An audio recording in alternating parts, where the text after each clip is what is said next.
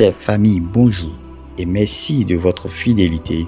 Toujours dans notre foulée de votre rubrique à la redécouverte des trésors spirituels de l'Afrique, les signes qui ont marqué l'histoire, le numéro de ce jour s'étayera en Afrique du Sud avec le bienheureux Samuel Bénédicte Dassoua. Bakali Dassoua, de son nom de naissance, est né le 16 juin 1946 en Afrique du Sud, issu de la tribu Lamba. Il s'occupa des troupeaux de sa famille avant de pouvoir fréquenter l'école élémentaire. À la mort de son père, il dut interrompre ses études pour subvenir aux besoins de sa famille.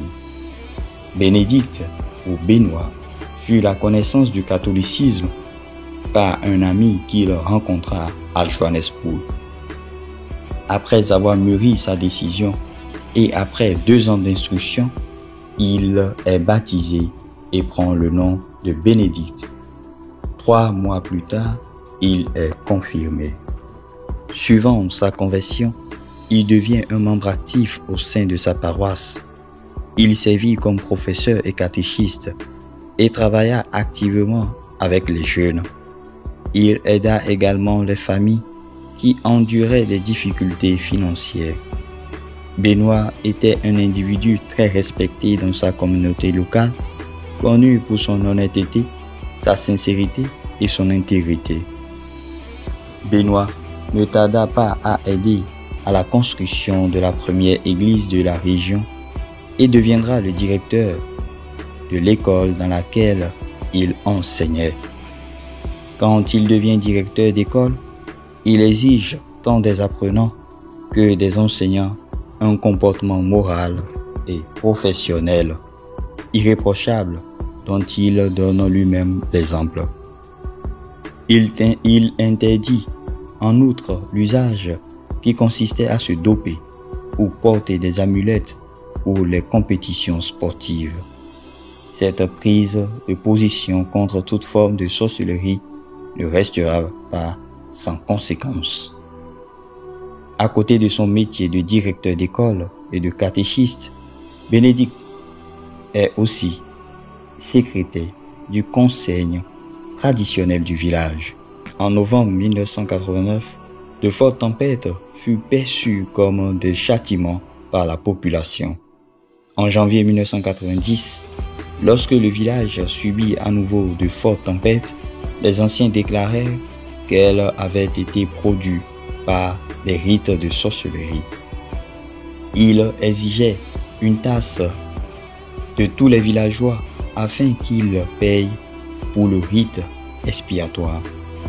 Benoît refusa de payer en déclarant que les tempêtes étaient un phénomène naturel. Il ajoute qu'au nom de sa foi en Jésus, il ne pouvait porter cette responsabilité.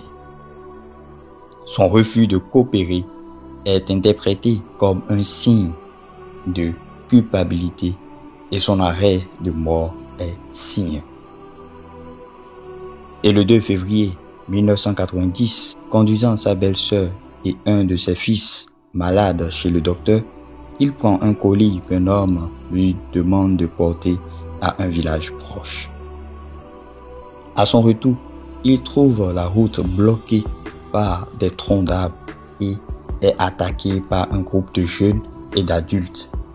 Il se réfugie dans une hutte, mais sort quand ses poursuivants menacent de tuer l'habitante. Il sera criblé de pierres par des jeunes gens et son crâne fendu, arrosé d'eau bouillante avant de le poignarder à mort.